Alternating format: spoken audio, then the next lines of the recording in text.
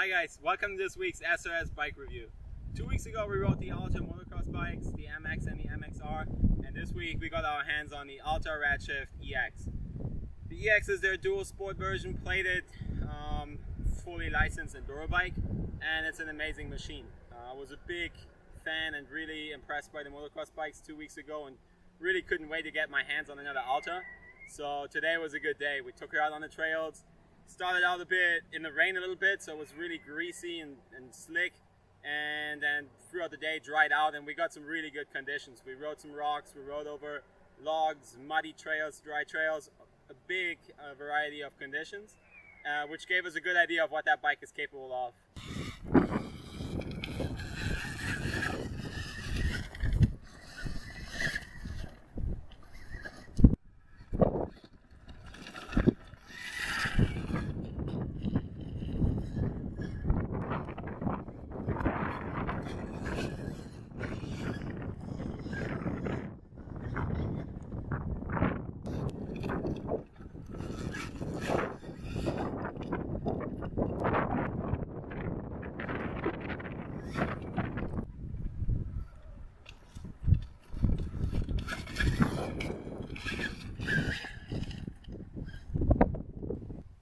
First and foremost, it's important to say that the Alta EX is a real dirt bike. A lot of people after our last video contacted us and were like, hey, is it a legit motocross bike? Is it just, electric mountain bike? And we said back then, no, it's legit, and the same goes for the dual sport bike. Today out on the trails, like I said, we started out with some really difficult conditions and we felt at home right away. Going through the rocks, especially when there was no traction, you had the different maps to kind of tame the power down a little bit, and it really helped to get up tricky, slippery trails and go over slippery logs. And I think that was something that really impressed all of us today. Just how easy it is to control the Alta and how easy it is to ride tricky terrain, even without a clutch. Like that was one of our biggest concerns today, was how is it gonna react not having a clutch? What if we need to pop a wheelie to get over a rock, over a log, out of a rut? And the more we rode it, the more we got used to it, and the more we realized that you don't need a clutch on this bike.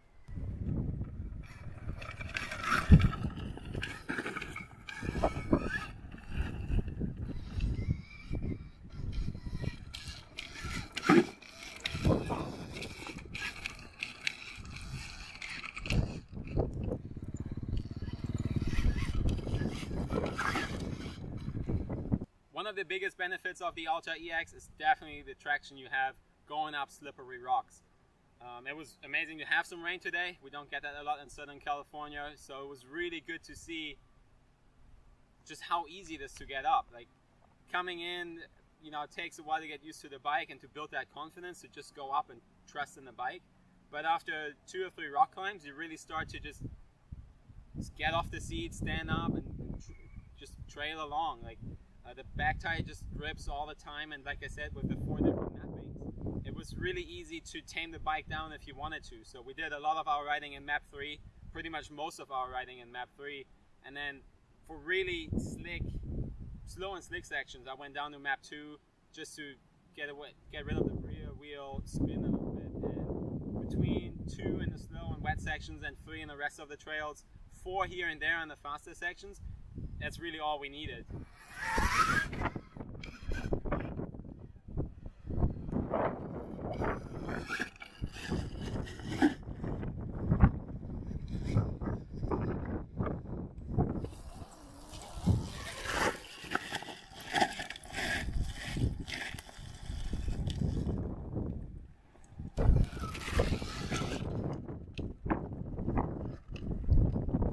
So we picked up this bike from Alta yesterday and didn't really do much. I set the bars up and we just took off and went, charged it overnight, and right away it was really easy to ride. We set the clickers, we didn't really even set the sag.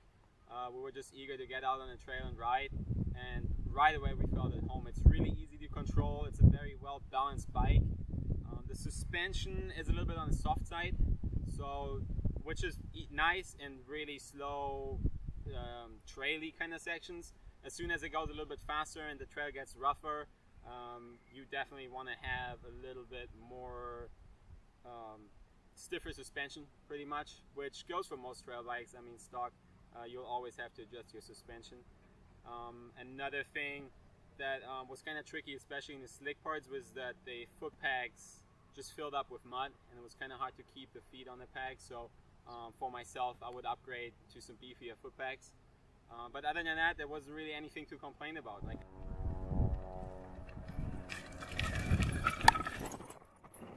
all right, ready to get into some details. To turn the bike on, you turn your key, your kill switch, if you will, activate it, and then you activate the throttle with the black button, and then you see your little board here lighting up green. That means the bike is active and responsive. On the left side, you have your maps. So right now, if you look, we're in map 4. Go down to map 3, map 2, map 1, and then back up if you want. You can change that at any time while you're riding. You don't have to stop, which makes it really nice. Like I said, if you find a tricky section and you want a little bit less power, or you find an open section you want more power, a click of a button and the bike responds immediately. Further on the left, you have your horn, and then your lights, indicators, like any other dual sport bike. Get back to the dashboard. We have a little warning light here, which comes on if the bike's running hot, which today didn't happen to us. It happened to us on the Redshift MX and on the motocross track. In the trails today, we didn't have any issues with the bike running hot, so that light never came on. And then your normal service light indicators, like I said, pretty much like any other dual sport bike.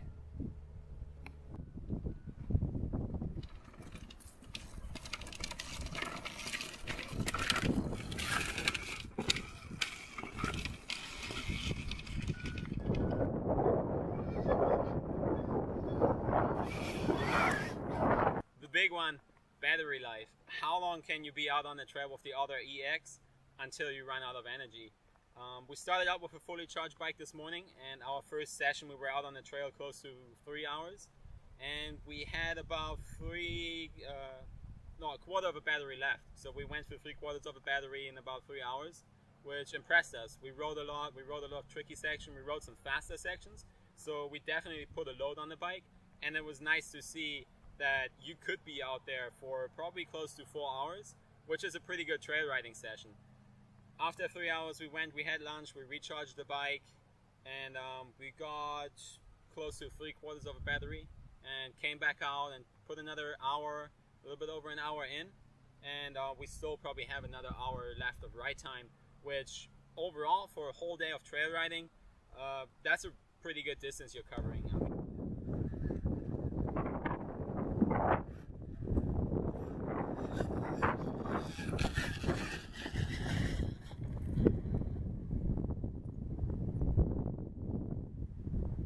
So overall, you get some really good components. The whole bike is engineered really well. It rides really well. Obviously, they put a lot of testing into it and really put a decent competitive bike onto the market. I mean, a lot of people ask what does it compare to, and personally I would compare it to a EXE 350. Obviously, depending on what map you run, kind of depends on what bike you want to compare it to, but we ran map 2 and 3 for the majority of the day, and that's what I would compare it to, a 350 KTM. And like I said, it is more than capable of handling rough terrain. For me personally, I really enjoyed the bike. The more I rode, the more comfortable I got, the more stuff I was able to try, things that I haven't done out here before. It's a trail that we ride quite a lot, and we found some new rock sections that we haven't tried before, and we weren't hesitant to jump in and just run through them. The Alta was just super balanced, super easy to ride, super fun. I mean, everybody that got to spin a lap today was just loving it, big smiles.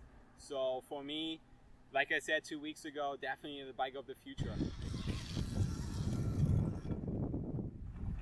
So like we said, there's no stalling on this bike. You're stuck on a hill, and it's easy to just get going one-handed.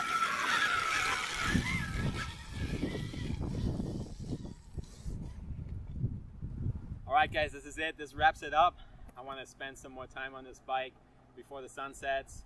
Thank you very much for watching. Please make sure you subscribe to our channel. We have a lot of other bikes coming up. some other enduro bikes, some adventure bikes, some motocross bikes. So there's some cool stuff coming out. Check out our riding tips, and leave us a comment if you have any questions about this bike, about the MX or the MXR. We're more than happy to get back to you, and we're looking forward to see you soon.